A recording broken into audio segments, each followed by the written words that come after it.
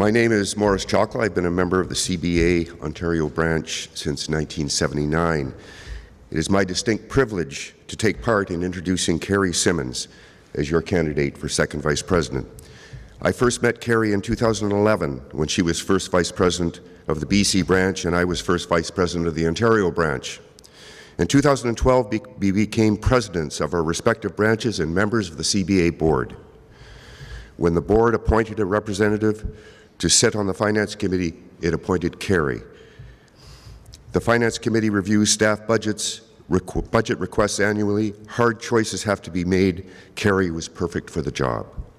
When the board appointed its representative to the nominating committee, it appointed Kerry. And when the CBA president formed the working group on rural lawyers, Kerry was asked to join. Kerry had helped to establish the successful Rural Education and Access to Lawyers program in BC. Kerry shared her experience with that program with lawyers across the country. I've had the opportunity to work with Kerry and observe her working with other CBA members over the past 4 years. Kerry is a hard-working and enthusiastic volunteer. Kerry is an intelligent volunteer and does not shy away from hard work. Kerry asks the right questions. She looks for the right answers. She works towards finding the right answers. I enthusiastically endorse Kerry for second Vice President.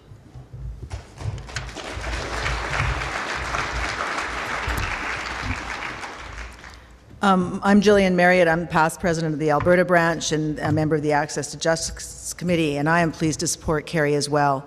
Kerry's involvement in the CBA, both at a branch and national level, is impressive and demonstrates a commitment to the CBA that is noteworthy. I first noticed Kerry when she was with the Young Lawyers back in 2009 and 10 and was sitting at the table where I was sitting as the president of Alberta. And I was impressed by her then, and I'm more so now. Her enthusiasm and level of engagement for all things CBA makes you notice her. Kerry exhibits a number of traits that I admire, and some of you will know why. She is passionate, and that passion sometimes translates into emotion, but that's because she cares, and she really cares about the CBA. She really does. That passion was demonstrated by her work with the legal aid and supporting legal aid and access to justice issues in British Columbia. I attended the sessions that they established out there, the public stakeholders meetings.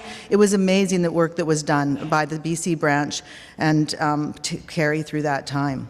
She is a doer. She is what I call and refer to as a can-do person, not a can't person, and that is really important to the CBA. We need a lot of can-do people, and that was demonstrated by her work with the Rural Education and Access to Lawyer Initiative in British Columbia, which as indicated she shared throughout Canada.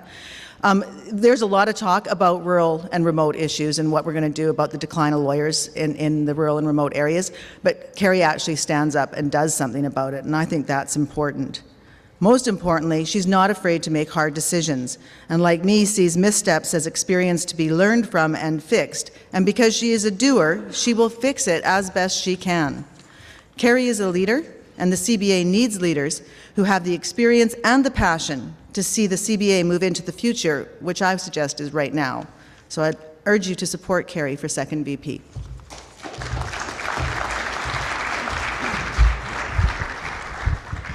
Bon matin. Enthousiasme et fierté.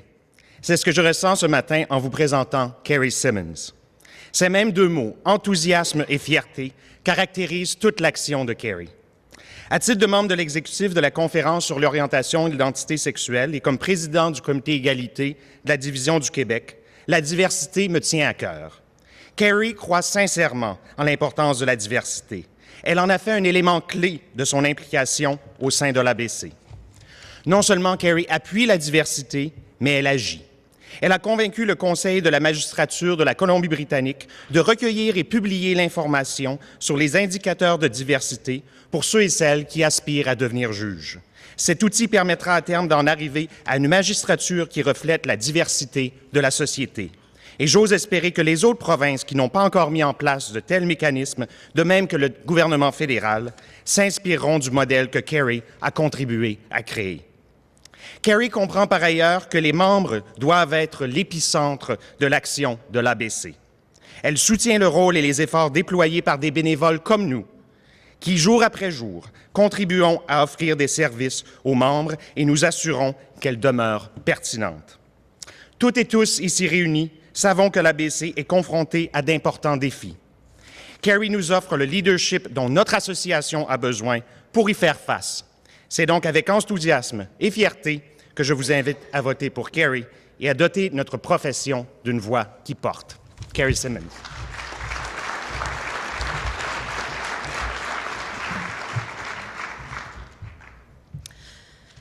Over the past 6 months, I have been listening to you and your colleagues at your branch meetings, over the phone, over lunch, over coffee.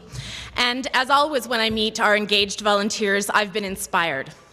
Inspired by the member who has contributed to his branch for over 30 years and continues to lend a hand whenever needed.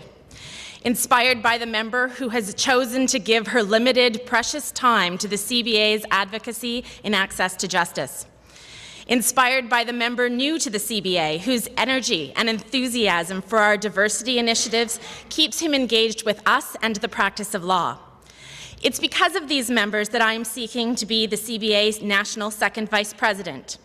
I share their view that it is the Canadian Bar Association that every lawyer in Canada should belong to, and that we have the capacity to do wonderful, important work for the benefit of our society and for lawyers throughout Canada.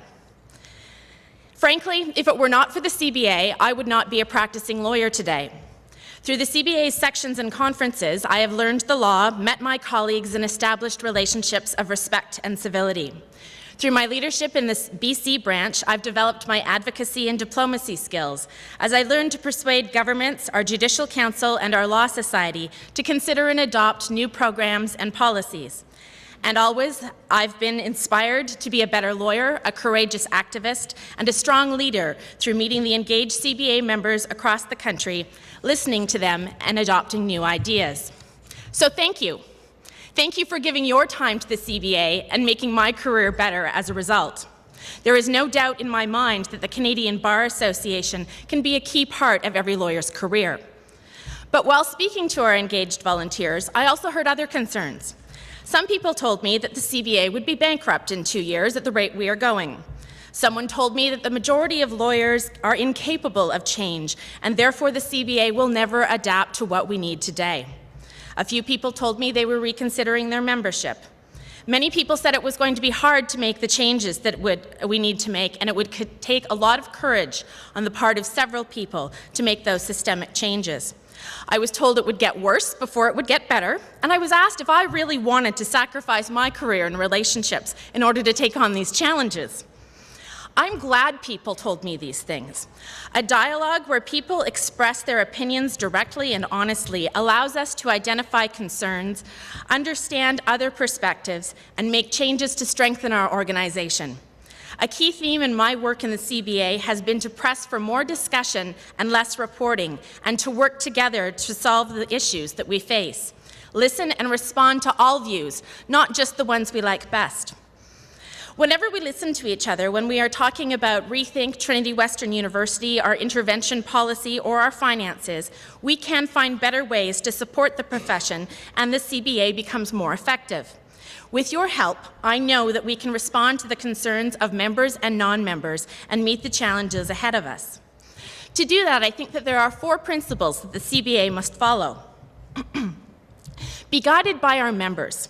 What our members need and want must shape what the CBA does. As we set policy, set priorities, or make decisions about how to spend members' money, we must ask, how does this help the member in Brandon, in St. John's, in Whitehorse, in Montreal?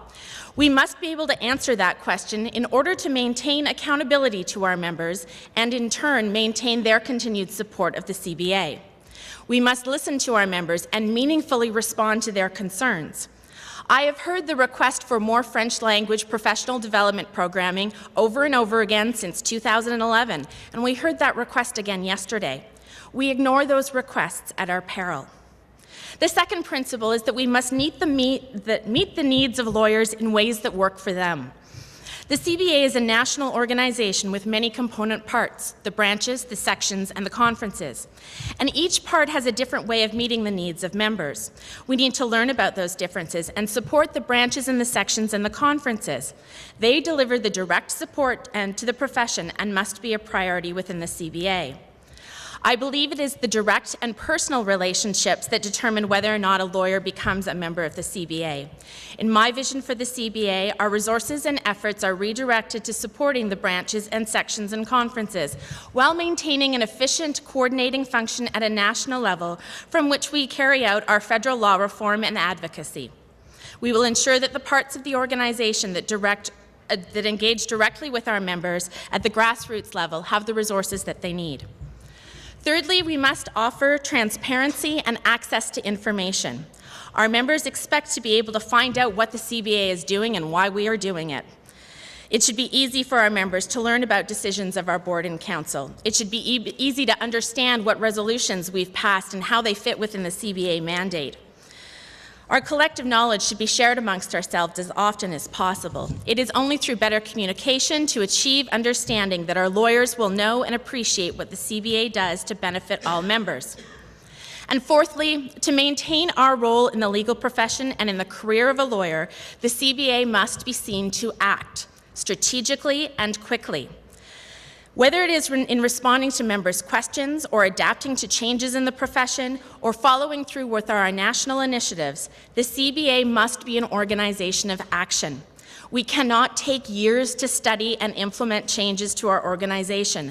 The pace of change is too rapid and the decisiveness of a lawyer too immediate.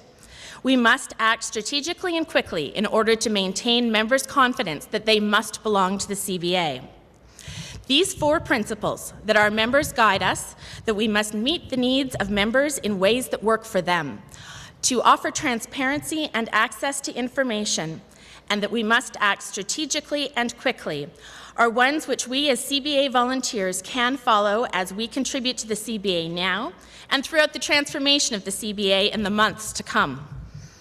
I am known for asking hard questions and challenging long-standing practices, being the bridge between senior lawyers and our new lawyers, moving organizations forward and listening to what members need and want, and then engaging them with the CBA's many services and programs. I am only interested in the CBA effectively meeting the needs of members, whatever those needs may be. I believe that lawyers need a strong national organization, and whatever this organization looks like after its transformation, I'm prepared to make the personal and professional sacrifices to see that through as the CBA president. I am very lucky to have the support of my firm, Cook Roberts LLP, back in Victoria. As part of the firm's litigation team and as one of our managing partners, I know that every person in the firm will experience the not-so-great consequences of my CBA involvement, more so than in any other part of my life. And I'm very grateful that they are supportive of me and also of the CBA. I encourage you to learn more about me and my approach for the CBA through my campaign website and by talking to me. I ask that you share your story with me as well. The more we know of each other, the better we are able to work together to make sure that it is the Canadian Bar Association that is the chosen professional association for lawyers in this country. Merci beaucoup de me permettre de partager mon point de vue sur l'ABC aujourd'hui. J'espère que vous partagez vos idées pour l'ABC avec moi. J'espère que je serai élu comme votre deuxième vice-président de l'Association de barreaux canadiens. Thank you for listening to me.